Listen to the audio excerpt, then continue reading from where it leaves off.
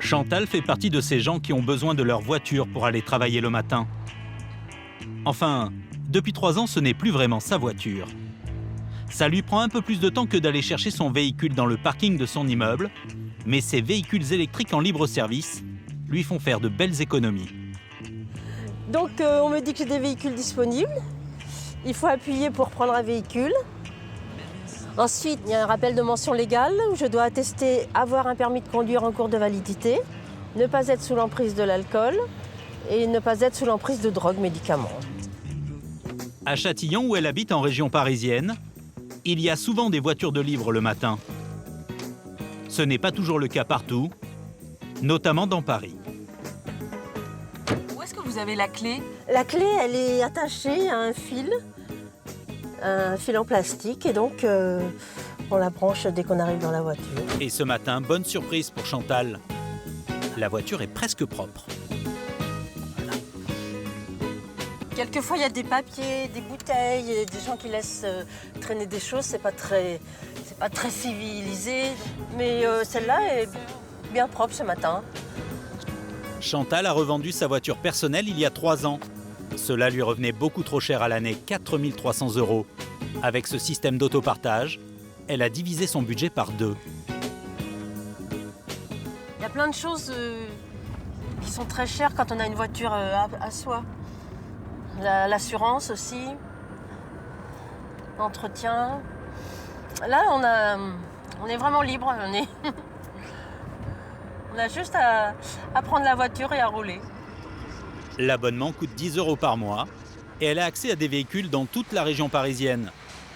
Et comme il y a des emplacements réservés à ces petites voitures électriques, Chantal trouve toujours de la place. Ensuite, on ne paye pas en fonction du nombre de kilomètres, mais de la durée de chaque trajet. Dès qu'elle a rebranché la voiture, elle reçoit la facture sur son téléphone. Merci d'avoir choisi Autolib. Votre location a duré 27 minutes pour 4,95 €. Avec le temps, Chantal est même devenue une experte. Vous savez, quand on a des problèmes avec le fil, il faut... C'est ce que j'essayais. Vous avez fait? Une experte de l'Autolib. Si on fait comme ça... Ah bah vous n'avez pas tiré assez. Voilà. Merci Je vous en prie. Comme Chantal, ils sont de plus en plus nombreux à penser qu'on n'a pas besoin d'être propriétaire de sa voiture pour se sentir libre. En quelques années, l'autopartage a su trouver sa place dans la plupart des grandes villes françaises. Ces sociétés qui proposent des voitures en libre service s'appellent Coolycar, Cities ou encore Citymove. Mais la première et de loin, c'est Autolib. On trouve désormais ces petites voitures grises partout en région parisienne, mais aussi à Lyon et à Bordeaux. Pourtant, vous allez voir que ce système coûte énormément d'argent à mettre en place et qu'il n'en rapporte pas tant que ça. Alors qu'est-ce que Autolib cache vraiment? Pourquoi Vincent Bolloré, l'homme d'affaires à qui appartient Autolib, a-t-il investi des milliards pour développer une technologie qu'il est aujourd'hui le seul à maîtriser? En apparence, Autolib, c'est une petite affaire qui roule. 3300 voitures sont disponibles en région parisienne. 70 000 personnes sont abonnées. Sauf que l'autopartage coûte aujourd'hui plus d'argent qu'il n'en rapporte à l'entreprise. On ne s'en rend pas toujours compte, mais en coulisses, une petite armée s'active pour que le système fonctionne. Et depuis le début, il y a un poste de dépense qui coûte toujours aussi cher. C'est le budget réparation automobile. Un hangar de 3000 m² dans le 18e arrondissement de Paris. Chaque semaine, 350 véhicules passent par la case garage. Jérémy, t'as une voiture là, la V136 qui vient d'arriver avec un sinistre. 7 fois sur 10, c'est juste un peu de casse. T'as une custode. Mais Frédéric et Jérémy ont toujours droit à leur lot de mauvaises Une surprises. aile arrière. Une porte. La custode, la vitre avant à remplacer. Nous aurons donc le rétroviseur aussi à remplacer. Là, l'avant à redresser avec la porte aussi à remplacer sans doute ou à redresser. Quand ce sont des petits accrochages, les conducteurs se gardent bien de les signaler. Coup de chance sur cette voiture, un constat d'accident a été rédigé. Les frais de remise en état seront donc pris en charge par les assurances. Là, approximativement, je n'ai pas terminé, là il y en a environ pour 2000 €. Avec le remplacement de la porte, de l'aile et de la main-d'œuvre, ça chiffre assez rapide. Et il n'y a pas de temps à perdre pour les mécanos. Quand on va enlever ça, ça te gênera moins. Les plaquettes ont dû être changées. Tu vérifieras, mais... Frédéric Pajot, le patron des lieux, doit veiller à ce que les voitures repartent le plus vite possible en circulation. Car une voiture immobilisée ne rapporte pas d'argent à l'entreprise. Conduisent bien les Parisiens? Ah, mais pas tous. Pas tous. C'est aussi pas facile de conduire dans Paris. Au début, ce sont les pare-chocs qui souffraient le plus. Depuis qu'ils ont été renforcés, les pièces détachées les plus utilisées sont les rétroviseurs et les phares, bien sûr. Mais aussi un objet plus étonnant. Donc là, voilà, un client, il va régler le siège à chaque fois qu'il va s'asseoir. Donc, comme on loue la voiture 4 à 5 fois par jour, il y a 4 à 5 fois le réglage par jour. Vous, votre voiture, vous allez la régler une fois par mois. Donc la mécanique souffre énormément. Et ajouté à ça, on a aussi les clients indélicats qui vont fumer dans la voiture, faire un trou dedans, ou qui vont transporter des animaux, qui vont mordre le siège. En 4 ans, cela représente plus de 30 000 réparations et des millions d'euros de perdus. Pratiquement toutes à la charge d'Autolib. Car dans les faits, la société a beaucoup de mal à remonter jusqu'aux responsables des incidents. Et pourtant, vous allez voir que dès le départ, tout a été imaginé pour avoir le contrôle total sur le système. Vaucresson, à quelques kilomètres de Paris, la tour de contrôle d'Autolib. À sa tête, une femme, Chantal Texera, une sorte de Big Brother de l'autopartage. On y voit tous les véhicules qui sont en activité, mais également ceux qui sont en station. Vous avez là, par exemple, une station, donc dans le 92, avec les véhicules qui sont actuellement branchés dessus. Sur l'écran, les 3300 voitures sont matérialisées. Un compteur affiche même en temps réel le nombre de locations. Là, vous allez passer les 12 millions bientôt. Mais oui, ça va être assez rapide. Oui. Ouais. Oh oui, à la fin de la semaine, du coup. Si elle est aussi sûre d'elle, c'est que tout est fait pour faciliter au maximum l'abonnement. Pas besoin de remplir de la paperasse ni de faire la queue en boutique. Cela se passe à distance grâce à des caméras vidéo installées sur les bornes. On va procéder à la numérisation du document. Il suffit d'avoir son permis de conduire, sa carte d'identité et sa carte bleue sur soi. Le système a été entièrement pensé pour que les utilisateurs ne se découragent pas avec ces formalités. Toute la procédure ne doit pas prendre plus de 10 minutes. Depuis le lancement d'Autolib, on en est à près de 10 000 locations par jour, 12 000 le week-end. Et pour gérer ce flux continu de clients, 120 personnes à qui on ne peut rien cacher. Sarah de chez Autolib, je vous écoute.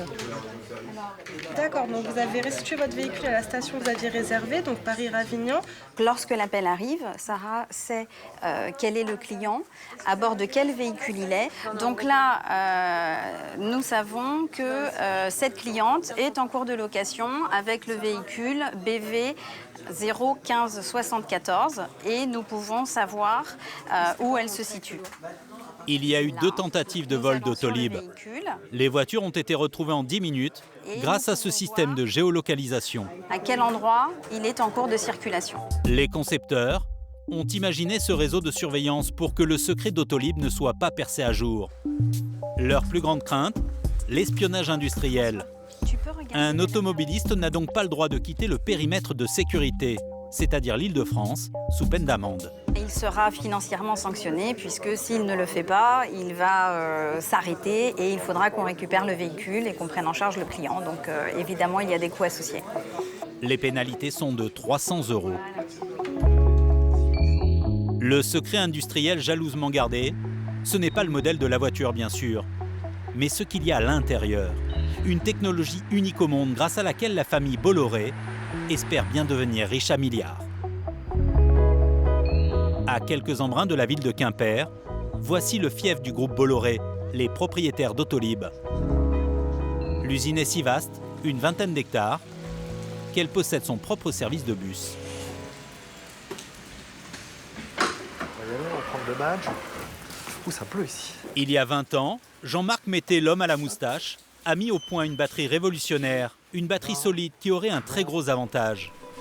Les batteries lithium classiques qui équipent les autres voitures électriques, nos téléphones portables ou encore nos ordinateurs, n'aiment pas quand les températures chauffent trop. La batterie solide de Jean-Marc Mété n'aurait aucun risque de prendre feu. C'est pour cette raison que l'accès à sa trouvaille est ultra sécurisé. Voici ce qu'il y a à l'intérieur de ces batteries secrètes. Un drôle de millefeuille, une succession de couches très compactes de lithium, de polymère et de carbone. Alors quand elles sont collées l'une à l'autre, on a l'élément de stockage qui permet ensuite d'être chargé, donc de lui permettre de recevoir l'électricité et surtout de pouvoir la restituer. Pour développer cette batterie, l'entreprise aurait investi près de 3 milliards d'euros en 20 ans. Et si le groupe Bolloré a demandé à Jean-Marc Mété de travailler sur Autolib, c'était dans un premier temps pour avoir un peu de retour sur investissement. Mais l'autopartage, ce n'est que la partie émergée de l'iceberg.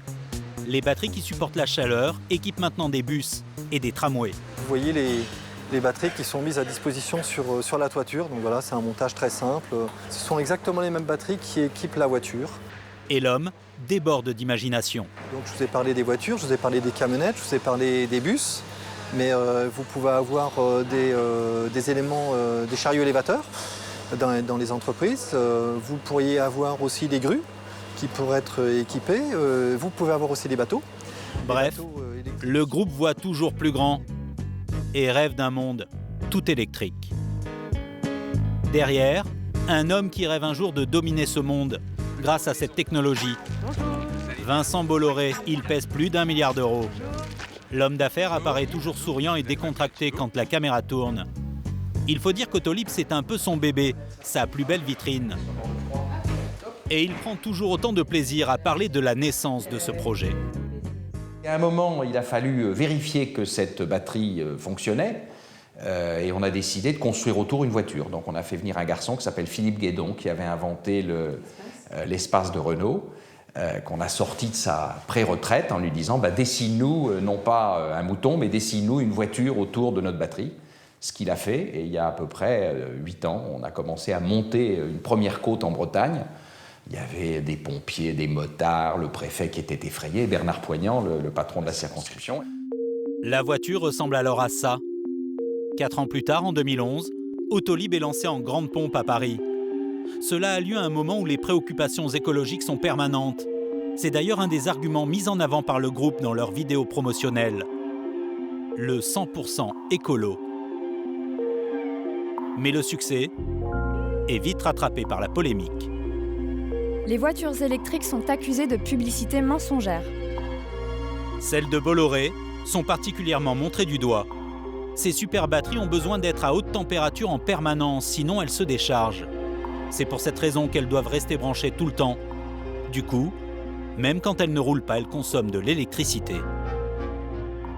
Notre batterie aujourd'hui, dont l'électrolyte est solide, doit en effet une certaine température. Elle était de 80 degrés quand on a commencé, elle est de 70 degrés, elle va descendre à 50. Et donc, si vous voulez, c'est même pas 1% de la consommation d'électricité de la voiture lorsqu'elle roule. Mais vous savez, c'est toujours comme ça. Quand on démarre, il faut trouver un défaut. Je pense que ça passera à l'analyse. Ça vous agace, ça, qu'on puisse... Pas du tout, c'est normal. Vous savez, ça fait 35 ans que je dirige ce groupe qui a 195 ans. Chaque fois qu'on commence quelque chose, il est naturel d'avoir des détracteurs. Et il faut les écouter, parce que généralement, il peut y avoir des choses fausses, mais généralement, il y a aussi des choses justes. L'homme d'affaires balaie la polémique d'un revers de main. Il peut avoir le sourire, car dernièrement, il a peut-être fait son plus beau coup. Merci pour tout. Vous voulez un café, vous voulez quelque chose ? C'était en septembre dernier, de l'autre côté de l'Atlantique. Indianapolis, sur la côte est des États-Unis. Cette ville symbolise à elle seule le rapport qu'entretiennent les Américains avec leurs voitures, toujours plus grosses, toujours plus polluantes. Indianapolis est aussi connu pour son circuit, le temple de la vitesse. Vincent Bolloré a réussi à exporter son système d'autopartage là-bas. Ici, la voiture est blanche et noire et elle s'appelle la Blue Indy. Ce jour-là, les journalistes américains ont fait le déplacement exprès et même la star d'Indianapolis est là. C'est une personne très importante ici. Ah bon? On n'a pas été présenté. C'est la mascotte de l'université. Mais il a son permis de conduire? L'année dernière, Indianapolis a lancé son service de Vélib. Ça a été un succès, 100 000 utilisateurs. Alors Greg Ballard, le maire, a tout fait pour être le premier aux États-Unis à proposer Bonjour à tous. cette nouvelle façon de consommer la voiture. Beaucoup de gens, des jeunes et des vieux, veulent avoir le choix pour se déplacer.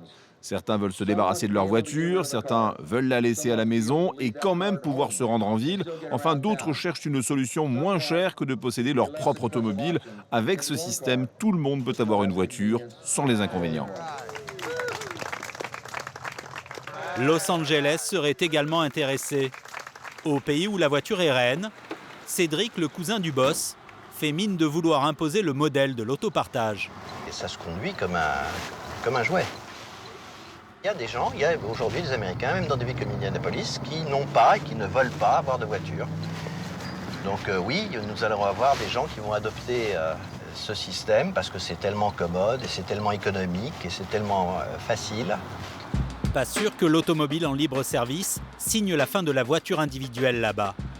Mais là aussi, cela fait partie de la stratégie, de la logique industrielle du groupe Bolloré. Car cette petite citadine sert juste à démontrer l'efficacité de ces batteries. Le stockage de l'électricité, voilà le vrai marché. Un marché estimé à 35 milliards de dollars dans le monde.